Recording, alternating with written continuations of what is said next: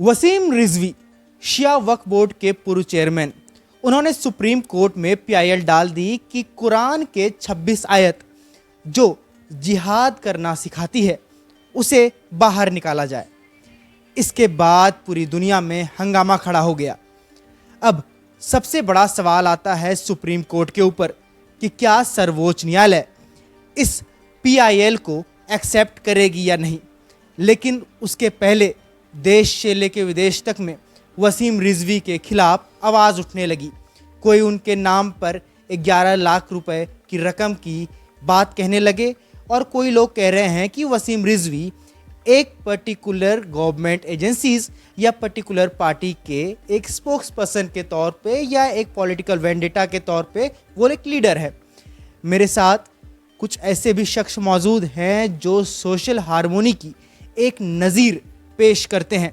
एक तरफ मेरे साथ हिंदू संप्रदाय के लोग बैठे हुए हैं, दूसरी तरफ मेरे साथ मुस्लिम संप्रदाय के लोग बैठे हुए हैं और इन लोगों का कहना है कि वसीम रिजवी जैसे लोग एक गंदी राजनीति करने के लिए ही ऐसी घटना करते हैं कि हमारे समाज की सांप्रदायिकता में एक चोट पहुंच जाए।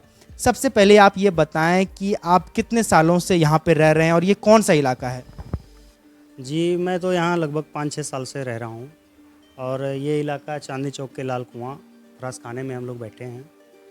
और मतलब हम इतने दिन से यहाँ रह रहे हैं जबकि यह मुस्लिम बाहुल क्षेत्र है, लेकिन मतलब ये देखने को मिला हम हिंदू समुदाय से आते हैं और मुस्लिम समुदाय के माहौल में रह रहे हैं।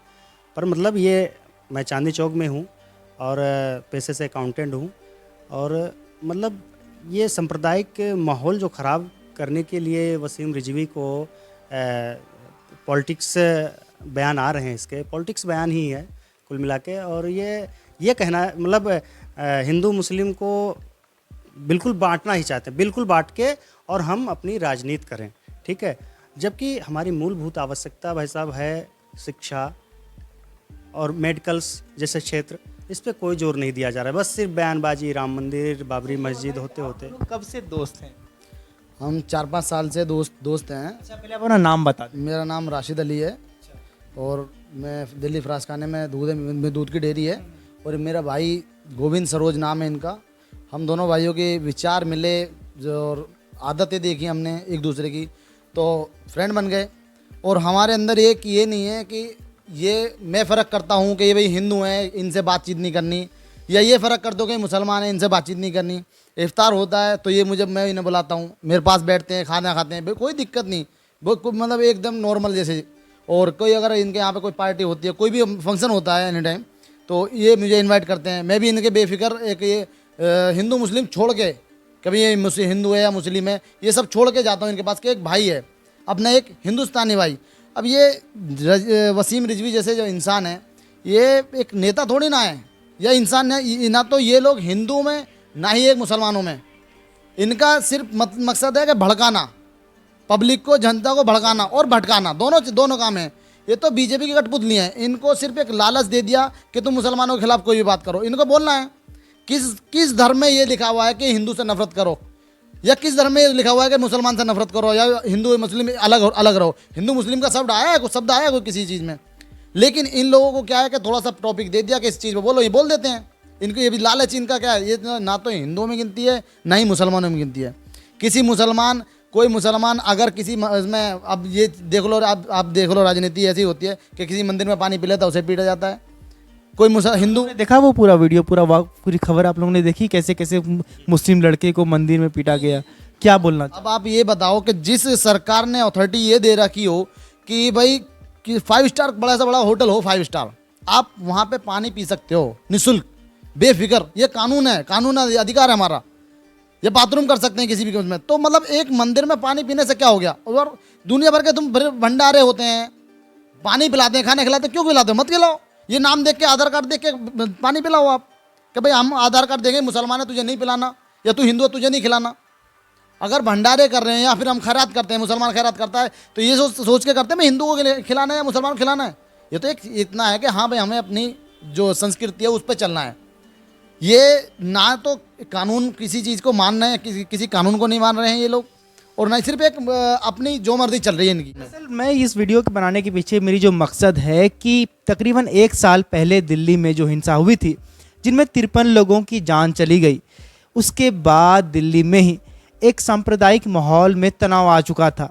इसलिए मैं आपको ये वीडियो बना के आज इसलिए दिखाना चाहता हूँ कि दिल्ली के इस चांदनी चौक या यूँ कहें बल्ली मारान के इस इलाके में ऐसे भी समाज में ऐसे भी लोग इस वक्त मौजूद हैं जो भाईचारे के साथ एक दूसरे के साथ इस वक्त भी रहना पसंद करते हैं, और इस वक्त भी लाखों की तादाद में ये लोग दिल्ली के अंदर ही मिलकर रह रहे हैं। आप ये बताएं कि वसीम रिजवी चाहे कुरान हो, अगर ऐसा ही कोई इंसान भगवत गीता पे इस वक्त बोलने लगे कि भगवत गीता के 2-3 श्लोक को निकाल दिया जाए तो कितना बड़ा बवाल खड़ा हो जाएगा। जी बवाल बवाल अब देखो, श्रीमद् भगवत है या गीता है या रामायण है, इस समय बीजेपी मतलब सीधी सी बात धर्म के ऊपर राजनीति है।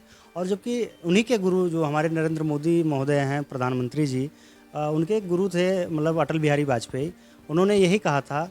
उन्होंने उनकी सोच में काबिल तारीफ़ भी है। उन लोगों ने इतनी बढ़िया से उनकी भी सरकार बनी, लेकिन ऐसे ऐसे पुट्ठे काम नहीं हुए। उनका कहना था कि जो है धर्म से हटके राजनीति होनी चाहिए।